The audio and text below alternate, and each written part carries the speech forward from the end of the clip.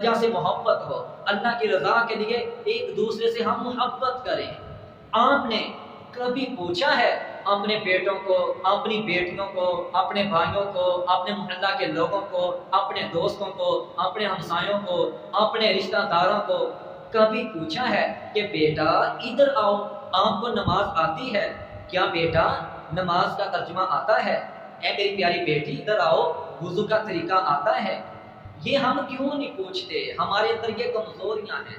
मेरे प्यारे भाइयों, आज हम इंशाल्लाह सबसे पहले वुज़ू का तरीका, वुज़ू क्या है आपको पता है। अल्लाह सुब्हानहू व तआला फरमाते हैं, या अय्युहल्लज़ीना आमनू इज़ा कुंतुम इलस्सलाति फग़सिलू वुजूहकुम, जब तुम नमाज के लिए खड़े होते हो वुज़ू कर लिया करो, अपने चेहरों को धो लिया करो। और नमाज के लिए आपको पता है वुज़ू करना जरूरी है। उस आदमी की नमाज ही नहीं कि जिस आदमी का वुज़ू नहीं। अब वुज़ू तो वो होता है कि जो नबी अकरम सल्लल्लाहु अलैहि वसल्लम के सही तरीका के मुताबिक किया जाए। अगर आप सल्लल्लाहु अलैहि वसल्लम के तरीका के मुताबिक वुज़ू नहीं है, वुज़ू के आज़ा को हम अच्छी तरह नहीं धोते, तो फिर वो वुज़ू नहीं होता। तो अगर वुज़ू नहीं तो फिर हमारी नमाज भी नहीं होती। इसलिए नमाज से पहले वुज़ू का तरीका, वुज़ू की जो सुन्नतें सीखना समझना ज़रूरी है। अब हम चले वुज़ू का तरीका शुरू करते हैं। सबसे पहली बात कि वुज़ू शुरू करने से पहले बिस्मिल्लाह, अल्लाह का नाम लेकर वुज़ू शुरू करें। अल्लाह के नबी सल्लल्लाहु अलैहि वसल्लम ने फरमाया उस आदमी का वुज़ू नहीं कि जिस आदमी ने शुरू में बिस्मिल्लाह ना पढ़ी। जिस आदमी ने शुरू में बिस्मिल्लाह अल्लाह का नाम लिए बगैर वुज़ू शुरू किया हो, उस आदमी का वुज़ू नहीं। इसलिए वुज़ू शुरू करने से पहले बिस्मिल्लाह पढ़ते हुए वुज़ू को शुरू किया करें। आप सल्लल्लाहु अलैहि वसल्लम के बारे में सहाबा इकराम बयान करते हैं, आप सल्लल्लाहु अलैहि वसल्लम जब वुज़ू शुरू किया करते थे तो सबसे पहले बिस्मिल्लाह पढ़ा करते, बिस्मिल्लाह कहते हुए वुज़ू शुरू करते। और दूसरे नंबर पर मसवाक करना। मसवाक, रसूलुल्लाह सल्लल्लाहु अलैहि वसल्लम ने फरमाया, अगर मैं अपनी उम्मत के लिए मसवाक करना ये मुश्किल ना समझता, ये काम मैं मसवाक करना भारी ना समझता, मैं हर वुज़ू में नमाज को जरूरी करार देता। नबी अकरम सल्लल्लाहु अलैहि वसल्लम की यह सुन्नत मुबारक थी कि आप हर वुज़ू में मसवाक किया करते। मसवाक की बड़ी तकीर फरमाते। मसवाक ये बहुत ही प्यारा खूबसूरत अमल है। अगर हम वुज़ू में मसवाक कर लेते हैं वुज़ू के शुरू में, तो हमारे लिए बहुत बेहतर है, बहुत बेहतर है। कई दर्जे नमाज का सवाब बढ़ जाता है। नमाज का सवाब इस मसवाक की वजह से कई दर्जे और ज्यादा बढ़ जाता है। और उसके बाद नंबर 1 बिस्मिल्लाह, नंबर 2 मसवाक, नंबर 3 सबसे पहले आपने अपने हाथों को धोना है। अपने हाथों को 3 मरतबा यहाँ तक अच्छी तरह अपने हाथों को धोना है। और धोते वक्त उंगलियों में खलाल करना है, ऐसे अच्छी तरह अपने हाथों को धोना है 3 मरतबा। उसके बाद आपने 3 मरतबा अपने हाथ से चल्लू से पानी लेकर अपने मुंह में डालना है। 3 मरतबा कुली करनी है, अपने मुंह को साफ करना है 3 मरतबा। और एक चल्लू से मुंह में और नाक में पानी डालना भी जायज है, बल्कि ये बेहतर है। अगर आप ये नहीं कर सकते तो पहले अपने मुंह में पानी डाल लें, फिर नाक में पानी डाल लें। पहले आपने अब मुंह में 3 दफा पानी डालना है, कुली करनी है, मुंह को साफ करना है। उसके बाद नाक के अंदर 3 मरतबा आपने ऐसे पानी चढ़ाना है, नाक के अंदर पानी डालना है और नाक को अच्छी तरह साफ करना है, नाक को अच्छी तरह झाड़ना है, साफ करना है। उसके बाद आपने चल्लू भरकर अपने चेहरे को धोना है 3 मरतबा। सर के बालों से यहाँ तक, पेशानी के ऊपर ये सर के बालों से लेकर यहाँ तक, कानों से लेकर, इस कान से लेकर यहाँ तक, ये चेहरे को अच्छी तरह धोना है 3 मरतबा। 3 मरतबा चेहरा धोने के बाद, और याद रखें कि दाढ़ी जो होती है, माशाल्लाह दाढ़ी के अंदर भी आप वुज़ू करते हुए दाढ़ी के अंदर खलाल किया करें, ऐसे पानी डालकर ऐसे खलाल किया करें। ये उंगली ऐसे डालकर दाढ़ी के अंदर पानी डालते हुए दाढ़ी को अच्छी तरह खलाल किया करें।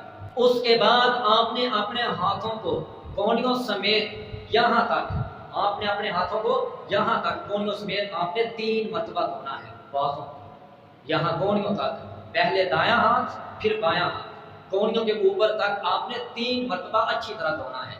اس کے بعد سر کا مسح آپ نے کرنا ہے، سر کا مسح ایسے، یہاں سر کے بالوں سے شروع ہونا ہے، یہاں سے ایسے دونوں ہاتھوں کو ملا لینا ہے اور ایسے گردن تک لے جانا ہے، پھر دونوں ہاتھوں کو ایسے ہی واپس لٹا دینا ہے یہاں تک، یہ ہے سر کا مسح۔ اور اس کے بعد آپ نے اپنے کانوں کا مسح کرنا ہے، یہ دونوں انگلیاں اپنے کانوں میں ڈالنی ہے ایسے اچھی طرح، اس کے بعد یہ انگوٹھا کانوں کے باہر کی طرف ایسے اچھی طرح گھمانا ہے، اچھی طرح کانوں کا مسح کرنا ہے اندر سے بھی اور باہر سے۔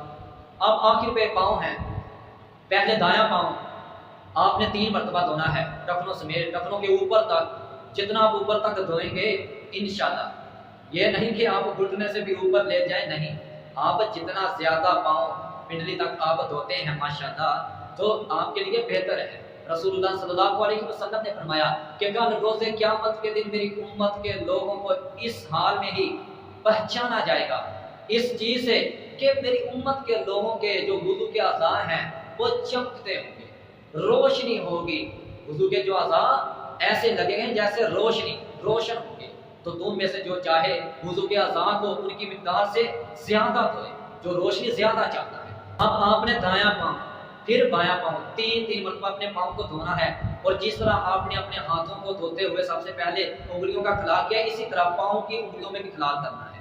یہ ہے وضو کا طریقہ، مختصر طریقہ۔ اور وضو کے دوران کئی لوگ کئی قسم کی دعائیں مانگتے ہیں، کوئی لا الہ الا اللہ، کوئی کلمہ شہادت، کوئی کون سی دعا، کوئی کون سا ورد، کوئی کون سا وظیفہ ایسے پڑھتے ہیں، ہر ہاتھ دھوتے ہوئے کوئی اور دعا، پھر بازو دھوتے ہوئے کوئی اور دعا، مسح کرتے ہوئے، چہرہ دھوتے ہوئے، پاؤں دھوتے ہوئے، ہاتھ دھوتے ہوئے، ہر اذان پر کوئی اور دعا پڑھتے ہیں۔ جب آپ نے وضو شروع کرنا ہے، شروع میں بسم اللہ پڑھ لی، اس کے بعد آپ سکون سے خاموشی سے آپ وضو کریں، وضو کر لیا، وضو کے بعد آپ نے اشہد ان لا الہ الا اللہ وحدہ لا شریک لہ واشہد ان محمدا عبدہ ورسولہ، میں گواہی دیتا ہوں کہ میرے اللہ کے علاوہ کوئی معبود برحق نہیں، اور وہ وحدہ لا شریک لہ، وہ اکیلا ہے، اس کا کوئی شریک نہیں، اور گواہی دیتا ہوں کہ محمدا عبدہ ورسولہ، محمد صلی اللہ علیہ وسلم اس کے بندے اور رسول ہیں۔ اور اس کے بعد آپ نے ایک چھوٹی سی دعا پڑھنی ہے، اللہم اجعلنی من التوابین واجعلنی من المتطہرین، اے اللہ مجھے توبہ کرنے والوں میں، پاکیزہ رہنے والوں میں کر دے۔ یہ آپ نے دعا پڑھنی ہے، اور اس دعا کے بعد رسول اللہ صلی اللہ علیہ وسلم نے فرمایا کہ جب بندہ یہ دعا پڑھ لیتا ہے تو اللہ اپنے بندے کے لیے، اس آدمی کے لیے جنت کے 8 دروازوں کو کھول دیا جاتا ہے۔ سبحان اللہ، اللہ کی محبت، اللہ کا پیار دیکھو۔ ابھی اللہ کے بندے نے نماز نہیں پڑھی کہ وہ جس کام کے لیے آیا ہے، جس کام کے لیے اس نے وضو کیا ہے، ابھی نماز نہیں پڑھی، ابھی کوئی رکعت نہیں ادا کی، ابھی کوئی رکوع سجدہ نہیں کیا، ابھی وضو کیا ہے، اللہ نے جنت کے 8 دروازوں کو کھول دیا۔ سبحان اللہ، یہ ہے۔ تو جب آدمی نماز پڑھ لیتا ہے تو پھر اس کے لیے اللہ کی کتنی رحمت ہوگی، اللہ کی طرف سے اس آدمی کو کتنا اجر ملے گا۔ اس لیے آپ سنت کے مطابق، اور یاد رکھیں کہ وضو کرتے ہوئے، وضو کے اعضاء دھوتے ہوئے، وضو کے دوران سب سے جو ہمارے اندر کمزوری ہے کہ ہم وضو کے اعضاء وضو کرتے ہوئے جلد بازی کرتے ہیں، جلدی سے، تیزی سے۔